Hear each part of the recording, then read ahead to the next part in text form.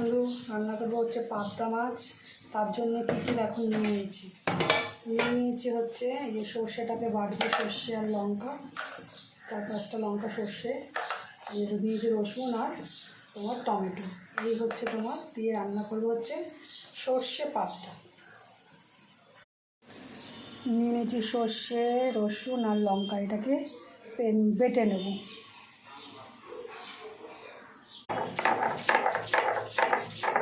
মশলাটা বাটা হয়ে গেছে, এবার এটাকে তুলে দেবো।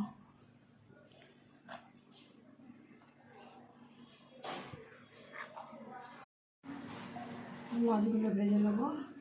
দেখো তেলটা গরম হয়ে গেছে, মাছগুলোকে ছেড়ে দেবো।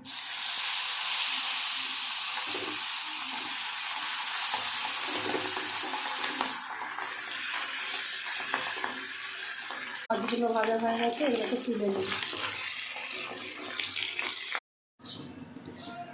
ওই তেলেই দিয়ে দেবো হচ্ছে কালো জিরে ফোড়ন, আর দিয়ে দেবো যে সর্ষে বাটাটা, দিয়ে দেবো পনেরো নুন, একটু লঙ্কা গুঁড়ো আর একটুখানি হলুদের গুঁড়ো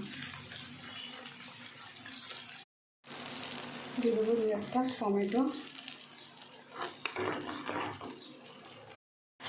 তার মধ্যে দিয়ে দেবো এক এক করে মাছগুলোকে দিয়ে দেবো।